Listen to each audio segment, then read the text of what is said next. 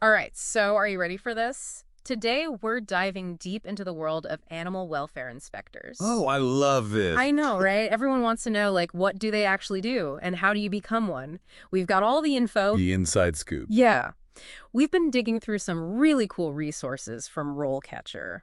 Or they're the career people, right? Yeah, they're like the pros when it comes to careers. I've heard of them. Yeah, so they have some awesome resources about this kind of stuff. And one thing that really struck me is how much more it is than just like chasing down stray puppies. Oh, yeah, definitely. Like, it's way more complex than you might think. It's not just about loving animals, is it? No.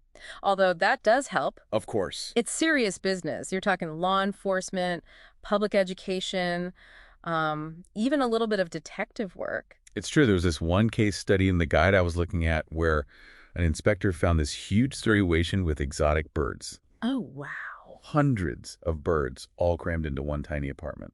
Oh, gosh. Talk about a challenging day on the job, right? Wow. That's a lot. It reminds me of that section where they talk about the emotional side of this job. Heavy stuff. You see the best and the worst of humanity, let me tell you. For sure. That's something that really stuck with me. The need for some serious emotional resilience in this line of work. Right. It takes a certain strength to see cruelty and neglect, but then still, show up the next day ready to help the next animal. It's definitely not for the faint of heart. It's a calling, Yeah. more than a job. The guide really hammers that home, that it's not your typical 9 to 5. Weekends, holidays, middle of the night, Yep, all part of the job description. got to be dedicated. You do.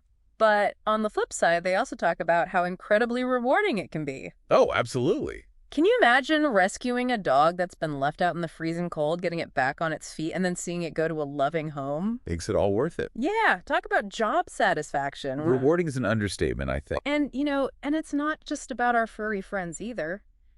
Depending on where you are, you could be working with anything livestock, wildlife, the whole shebang. Yeah, they really highlighted that in the guide. It's amazing the variety. One day you're inspecting a farm, the next you could be assisting with a wildlife rescue after a hurricane. Talk about an unpredictable day job. Right. Definitely not a desk job. And speaking of different paths, the guide also talks about how you can actually move up in this field. It's very structured, actually. Is it? Yeah, more than you'd think. Yeah, it's broken down by, like, experience level. You start at the entry level, basically supporting the senior inspectors. Makes sense. Learning the ropes, getting those essential skills under your belt. So no pressure to single-handedly shut down a puppy mill on your first day. No, definitely not.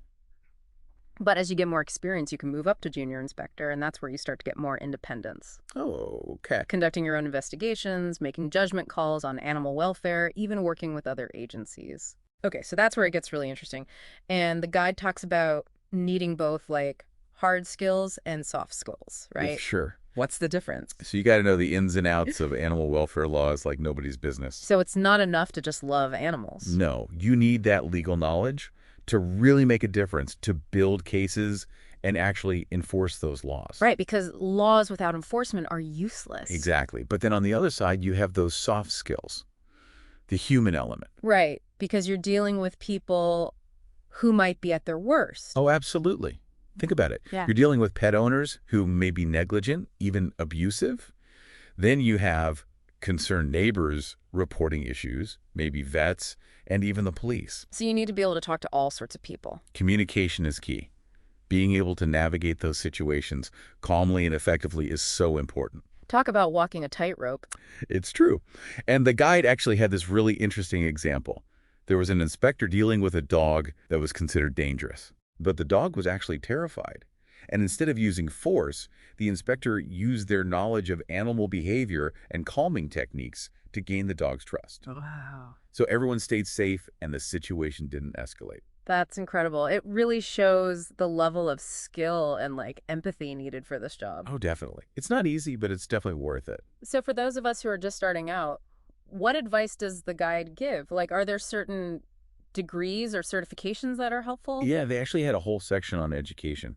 And it's not just about loving animals. There are actual qualifications that can give you a serious edge. Like what? Well, the obvious ones are degrees in animal science, veterinary medicine. But they also mentioned criminal justice, which I thought was interesting. Criminal justice? Really?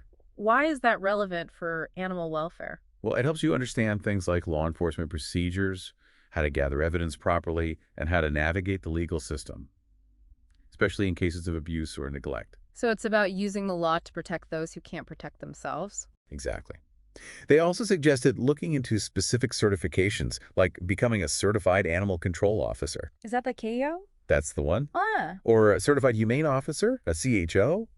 These can really boost your resume and show that you're serious about the field. I bet, because I'm guessing this field is pretty competitive. You could say that again. So anything you can do to stand out. Right, so it's not just about the book smarts either. The guide emphasizes hands-on experience too, right? 100%. Real-world experience is invaluable. They recommend things like volunteering at shelters, working with rescue organizations, even shadowing an experienced inspector. It's hands dirty. Exactly. You learn so much more by actually doing it, seeing the day-to-day realities of the job. So you've got the passion, the education, the experience. What about the interview, though? The guide has some advice on that too, right? You bet. Acing that interview is key if you want to land your dream job in animal welfare. Okay, so spill the tea. What are the secrets? What are the secrets? Give us the inside scoop. Well, they really stress the importance of showcasing your passion, Mm-hmm. but in a way that's genuine and impactful. Okay. So less about textbook answers and more about, telling compelling stories that show off your skills. Right, because anyone can say they're passionate, but you got to show it. Yeah, exactly. Like, remember that example we talked about before? The inspector who used calming techniques to handle that scared dog? Oh, yeah. That's a way better story to tell in an interview than just saying, I'm good with animals. Definitely. It shows you can think on your feet and problem solve. Exactly. And the guide also mentioned being ready for those classic questions about your motivation for getting into this field. Oh, yeah. The why do you want this job Okay. question. The big one, be prepared to talk about what drives you, what you see as the biggest challenges facing animal welfare. It's about showing them you're not just there for a paycheck. 100%. You're there to make a real difference for animals. So you've aced the interview, you've got the job. What's next? Well, the guide actually goes beyond just becoming an inspector. They have a whole section on different ways to make an impact in animal welfare, even if you don't go down that specific career path. Oh, I like that. Yeah. Volunteering at shelters or rescue organizations is always a good one. Classic. It's a great way to get some hands-on experience, learn about different aspects of animal care, and contribute directly to helping animals in need. And you don't need a fancy degree for that. Nope. Just a willingness to learn and lend a helping hand. And even if direct animal care isn't your thing, there are so many other options. Like what? Well, you could help with fundraising, event planning, community outreach. You can even foster animals in your own home. So there's really something for everyone. Absolutely. And the guide also talks about the power of just staying informed about animal welfare issues, supporting legislation that aligns with your values, having conversations with people about it. Yeah, word of mouth is powerful. It really is. Just by talking about these issues, you can raise awareness and encourage others to get involved. Love it. Creating a ripple effect. Exactly. And speaking of making a difference, the guide ends on a really interesting note about technology's role in all of this. Oh, yeah. How so? Well, they talk about things like animal tracking devices, which are already helping reunite lost pets with their owners, even monitor wildlife populations. It's amazing what they can do with technology these days. It really is. Mm. And then there's telemedicine, which has the potential to make vet care more accessible for people in remote areas or with disabilities. That's incredible, opening up a whole new world of possibilities. Right. But, as the guide points out, these advancements also come with some ethical and practical questions that we need to consider. Oh, like what? Well, for example, how do we make sure these tracking devices are used responsibly? How do we protect animal privacy? That's a good point. It's like with any new technology, there are always two sides to the coin. Exactly. We need to make sure these advancements are actually benefiting animals in the long run. Absolutely. It's all about finding that balance. Couldn't have said it better myself. Well, there you have it, folks. Another deep dive into a fascinating field. This time, it was animal welfare inspectors with insights from the experts at RoleCatcher. It's a career path full of challenges and rewards, and most importantly, the chance to be a voice for those who can't speak for themselves. Until next time, keep learning, keep exploring, and keep those tails wagging.